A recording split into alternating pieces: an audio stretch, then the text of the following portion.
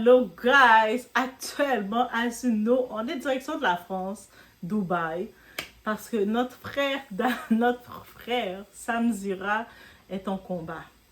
Et vous savez, ce que j'aime avec Samzira, il est très procédural du côté juridique. Fait que lui, quand il est dans le combat, ses avocats sont à côté de lui, là, ils sont comme, ouais, tu peux y aller, c'est bon. Et il est comme, ouais, j'y vais. Et puis là, maintenant, il avait infiltré un des directs de Maïva Guénam. Maïva Guénam, toi aussi, t'es dans la polémique, bitch. Donc, Internet est en fait. On a les fanatiques de Maïva et on a l'autre côté, la communauté de Samzira qui agit. Entre accusation d'arnaque, droit de réponse et clash médiatique, une nouvelle polémique secoue le monde des influenceurs. Cette fois, au centre de la tempête, bien sûr, Maïva Guénam, tu ne peux pas manquer.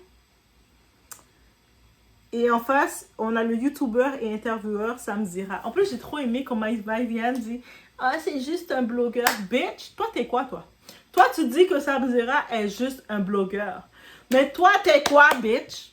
Faut que tu nous dises ce que tu es. T'es pas techniquement influenceuse. Tu es candidate de télé-réalité qui a utilisé le buzz qu'elle a fait. OK? T'aimes ça minimiser les gens. Je déteste tellement les gens quand ils minimisent les gens. Vous savez, j'ai horreur de ça.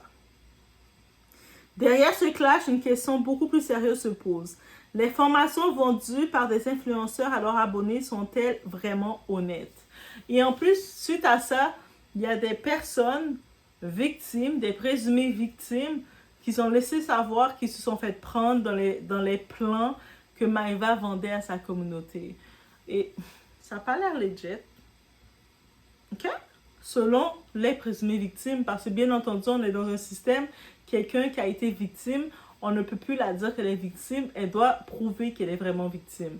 Right? Les victimes doivent prouver qu'ils sont vraiment victimes pour permettre aux arnaqueurs comme les Jeffrey Epstein de s'en sortir. Maïva, toi, tu voulais faire du buzz sur M6, mais t'es dans la même catégorie que Jeffrey Epstein. I'm telling you that, bitch! So, on y va, on est chez la doigt. It's about everything, sans perdre d'instant.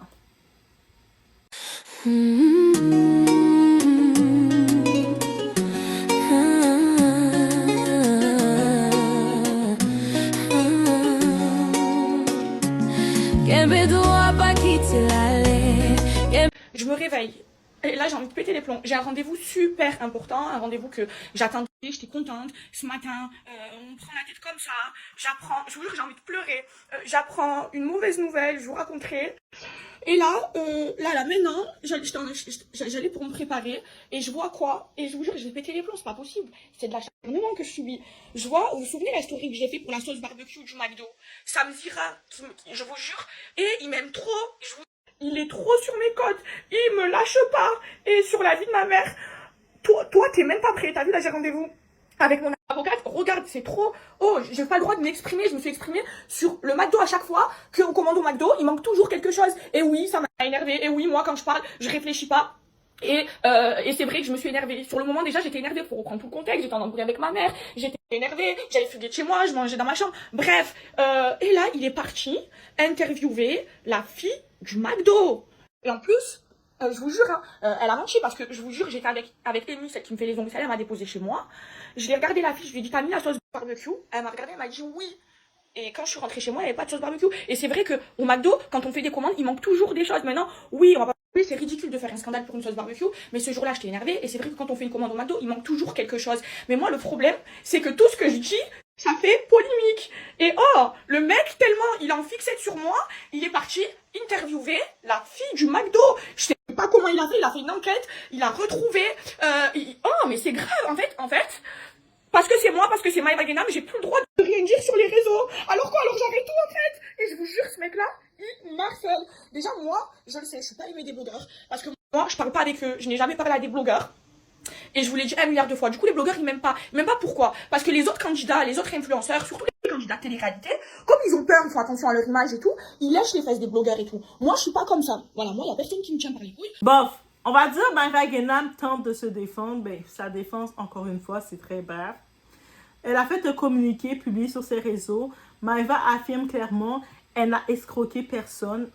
il me semble que Maëva, tu vas devoir faire la définition de c'est quoi escroquer. Parce que ça semble être très nuancé et flou chez toi. Aucune plainte ni condamnation n'existerait contre elle. Peut-être pour le moment, mais ça va dire... C'est pas parce qu'il n'y a pas de plainte contre toi officiellement que tu n'as rien fait de mal, bitch. OK? Certaines accusations seraient simplement répétées pour créer du buzz. Toi-même, Maëva, qui te vantait d'avoir fait des injections pour rajeunir ton anatomie féminine pour celui d'un enfant de 12 ans, tu me parles de buzz? Girl! Stay focus! Elle affirme aussi être prête à venir en direct dans l'émission de Samzira pour répondre à toutes les accusations. Actuellement, Maëva Guénam, il faut se rappeler, elle est coincée à Dubaï parce qu'elle a fait le ravage, elle a fait le grabuge parce qu'elle ne sait pas se comporter. Tu sais, l'argent ne donne pas la classe, ne nous donne pas de savoir comment se comporter, respecter les règles. Donc, Maëva Guénam est sur un travel ban suite à elle avait fait du grabuge, elle avait créé du chaos dans un lieu public à Dubaï avec une autre personne, une de ses copines, ex-copines, I don't know. Et c'est pour ça qu'elle a son travel ban. Donc, elle ne peut pas se déplacer. Donc, elle réclame à Samzira un droit de réponse sur sa plateforme à Samzira. Why you want that, bitch? Why you want that now, bitch? Yo, désolé, le mot bitch va sortir beaucoup dans cette vidéo. Bitch veut dire plage. On aime la plage, surtout avec la neige qu'on a actuellement qui ne veut pas partir rendu au mois de mars. Mais bref, Samzira donne lui-même plus de droit de réponse. En plus, t'as fini de minimiser Samzira en le traitant de petit blogueur. Là, soudainement, tu veux un droit de réponse sur la plateforme de Samzira, petit blogueur que tu l'as traité, pour dire quoi? Samzira l'a servi. Guys, Samzira, notre frère. Samzira, c'est notre frère. Il a servi mise en demeure. Samzira, je t'aime. Invite-moi, Samzira. Invite-moi à venir sur ton plateau comme chroniqueur de jour. T'sais, mais par contre, pour moi, ça va être compliqué. Tu vas devoir payer mon billet d'avion de Québec jusqu'à en France, je sais pas trop où. Tu vas devoir payer mon hôtel, mon hébergement, puis tu vas devoir payer ma nourriture. Je sais pas qu'est-ce qui va coûter le plus cher. Moi, je le dis, c'est la nourriture, parce que je suis taureau, fait que je mange beaucoup. Mais peut-être le billet d'avion peut coûter cher, mais quand je regarde la nourriture, je sais pas. Mais, yo, j'ai vu ça, j'ai fait ça. Il a fait une capture. Maëva est en train de s'exciter. Sam, il m'a toujours détesté. Non, c'est pas qu'il t'a détesté, il t'expose seulement. Et puis, dis-toi que les autres journalistes, quand ils disent journalistes, ils ne parlent pas de toi, Maëva Guénam, parce que tu es insipide.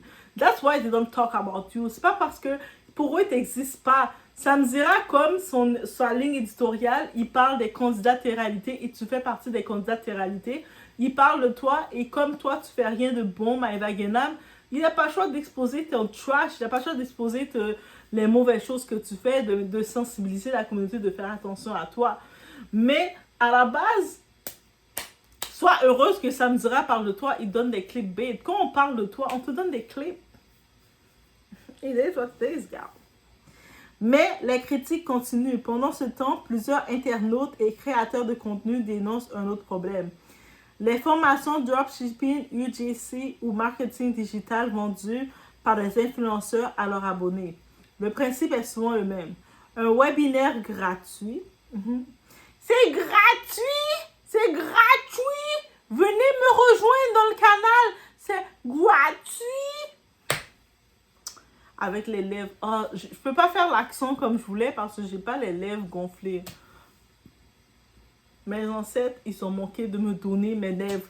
Je blâme mes ancêtres qui ne m'ont pas donné des belles lèvres charnues naturelles pour que je puisse faire ce gratuit. Je suis désolée. Désolée, guys. Puis, à la fin, une formation payante, parfois très chère. Donc, 500. Il y a des filles qui se sont retrouvées à payer des 500 € là. Live comme ça. Et puis là, vous n'êtes même pas capable de mettre un like et booster la vidéo de Doha. Et vous envoyez des 500 € comme ça à des gens qui sont fous de vous. Non, non, non. There's something doesn't work there. Guys. Certaines critiques affirment que ces méthodes peuvent exploiter la naïveté des abonnés, souvent très jeunes. L'exemple qui fait débat. Une autre influenceuse très suivie, une certaine Enjoy Phoenix. Elle, Enjoy Phoenix, c'est pas une candidate de télé, c'est vraiment une influenceuse. Elle a fait sa marque, je pense qu'elle était youtubeur, mais elle a fait sa marque par elle-même, ok? A récemment partagé une story qui critique indirectement ce type de pratique. Elle avait même précisé, si vous allez voir dans ses vidéos, sur ses plateformes, elle disait que certaines personnes utilisaient son image pour vendre leurs produits bizarres. Mais elle devrait faire attention à ça. Enjoy, fais attention à ça, parce que ça peut te porter.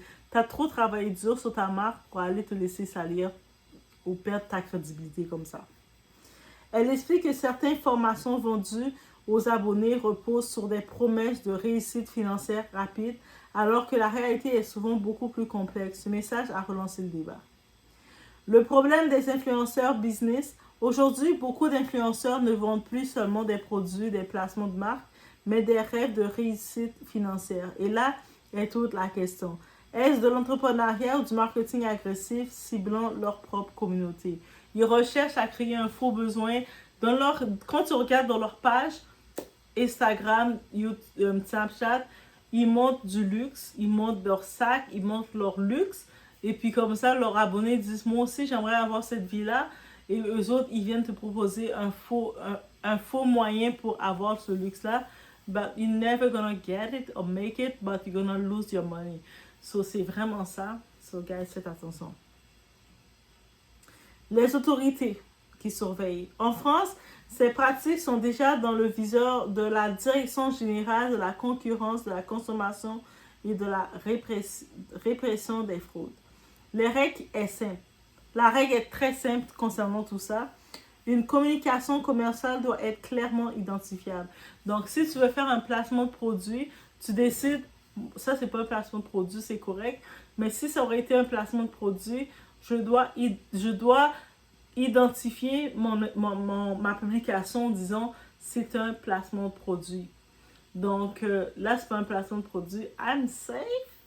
Mais si ça aurait été un placement de produit avec NYX, hey NYX, regardez, je porte bien la couleur.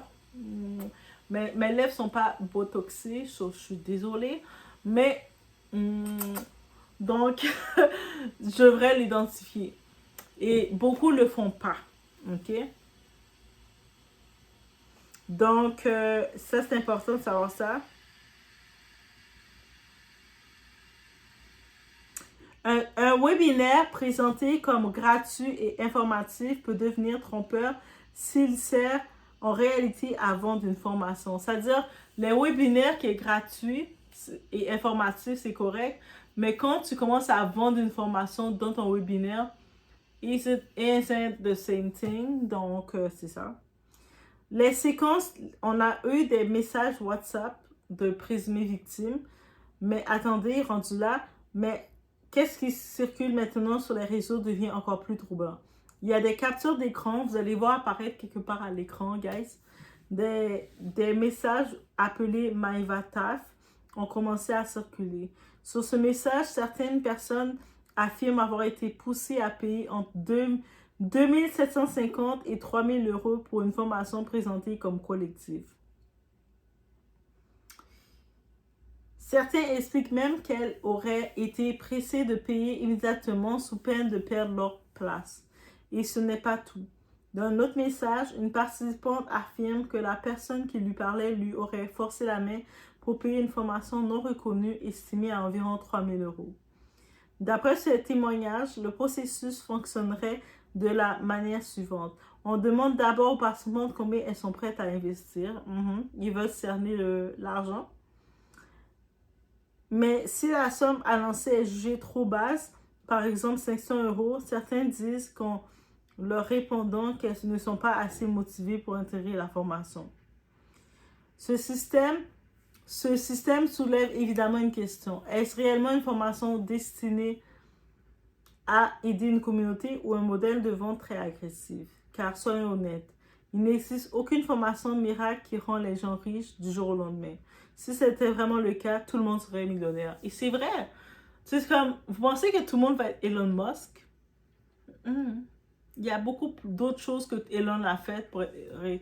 Mais en tant que tel, je suis en train de préparer une vidéo, mais ça, je pense que la vidéo sur Elon Musk, je vais la mettre dans le compte payant de ma chaîne. Oui.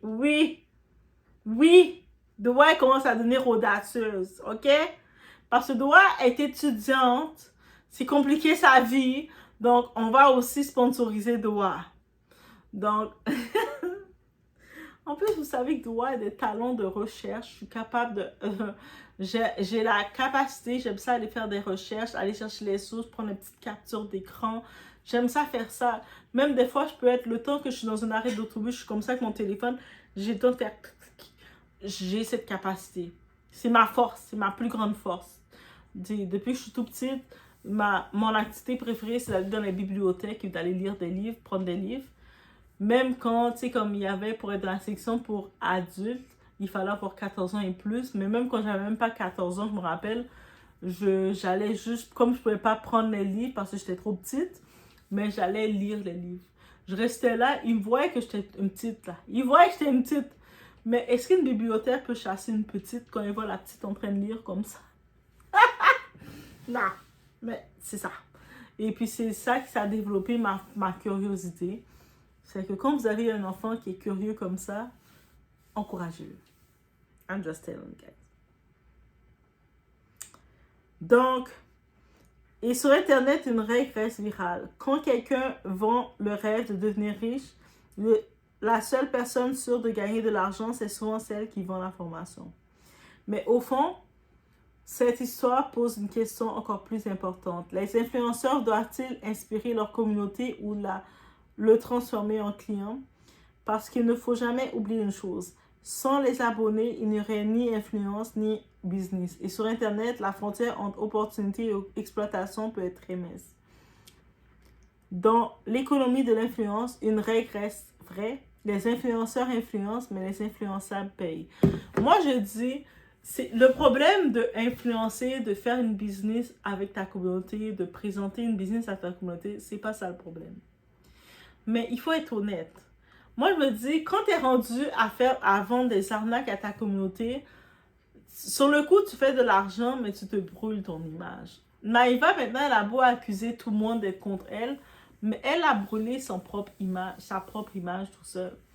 Parce que, pourquoi tu as des gens qui te font, que tu connais pas autant, qui te font confiance, qui te donnent la chance de te promouvoir? Fais le bien et fais-le. On se rappelle quand Rihanna, le succès qu'elle a fait avec sa ligne de make-up, qu'est-ce qu'elle a fait? Elle a regardé le marché avec son équipe. Elle a dit quoi? Dans le marché, les femmes avec les peaux foncées, dark skin, les femmes noires, on a différentes colorations. Habituellement, le problème dans le cosmétique, on se retrouvait, on devait acheter 2 fonds de teint différents parce qu'on a 2 types de peau. Des fois, une partie de notre zone en T, la zone en T comme ça, elle est une couleur. L'autre zone, elle est plus foncée, donc on se retrouvait avec 2 fonds de teint. Les fonds de teint coûtaient le prix. Elle, qu'est-ce qu'elle a dit? Elle va faire une gamme, elle a sorti près d'une 40aine de fonds de teint avec des colorations pour toucher le plus de personnes. C'est pas révolutionnaire. Elle a vu le besoin, son équipe, et elle a l'argent, elle a investi pour ça. Et c'est ça qui l'a propulsé. Donc, il faut, au lieu de vouloir exploiter ta communauté, il faut chercher à être utile à ta communauté. On a vu Kylie Jenner, elle a aussi une grosse communauté, mais l'erreur que Kylie Jenner a faite, contrairement, malgré que, you know guys, j'aime bien Kylie Jenner, mais l'erreur qu'elle a faite, elle a pas investi dans ses produits de base. Et puis, que ce soit ses maillots de bain, elle avait fait sa ligne de maillots de bain, c'est pas bon du tout. Mais elle n'a pas investi ni ses lips, ses affaires pour les gloss, elle n'a pas investi. Et qu'est-ce qui est arrivé? Elle s'est faite manger dans le tous. Oui, le monde a tout acheté ses produits, sa communauté l'ont suivi, mais ils n'ont pas suivi. Même Ford, finalement, on dit qu'elle n'était pas billionnaire. Donc, elle a essayé de créer un buzz pour dire qu'elle était billionnaire, mais elle n'était pas. Donc, ça veut dire que oui, en effet, le minimum à faire, c'est de respecter les gens qui te supportent. Même si tu ne respectes pas les gens autour de toi, mais respecte ta communauté. Donc, moi, c'est pour ça que je respecte les doigts, hein. Donc, on se retrouve au prochain vidéo, guys. Faites attention à vous. J'ai fini mes cheveux. Franchement, ils sont trop beaux. J'ai l'impression d'avoir retrouvé mes cheveux depuis que je me lave avec Maybe. J'attends toujours mon droit de réponse. Je veux faire un live avec lui, mais ni sur sa chaîne Twitch, ni dans Aja, sur son compte TikTok et sur le mien. J'attends toujours, parce que moi je vais pas lui ramener d'argent, jamais de la vie. Il y a pas marqué bouffon sur mon front. Et ce soir on va aller manger dehors encore un jour. Je suis fatiguée, j'ai pas envie de faire à manger. Et en même temps je vais profiter de ma mère quand même, c'est le Dubaï. On va passer énormément de temps à Dubaï. Oh mes cheveux ils ont craqué. Regardez ma mèche comment elle est longue. Si je coupe tout et je fais un carré, j'enlève les extensions. Un carré long. Est-ce que ça me fait bien? Tant que j'ai pas mon live, j'ai pas lâché l'affaire. Hein. Vous connaissez moi, quand j'ai une la tête, je l'ai pas dans les fesses. Hein. Bref, je voulais faire mes signes. Dites-le-moi en commentaire s'il vous plaît. Mon mari il aime trop que je fasse des signes. Il a une petite beaucoup plus belle comme ça. Donc est-ce que je les refais ou est-ce que je reste sans cils? Et là, j'achète un sérum, ça va, il me reste des cils, hein, mais j'achète un sérum pour les faire cils. Les extensions de cils, ça abîme. Vous savez, je suis fatiguée de ces histoires, mais oui. J'ai envie de vacances ici. Ça fait, je crois, 3 ans que je suis en vacances. Et là, j'en ai besoin.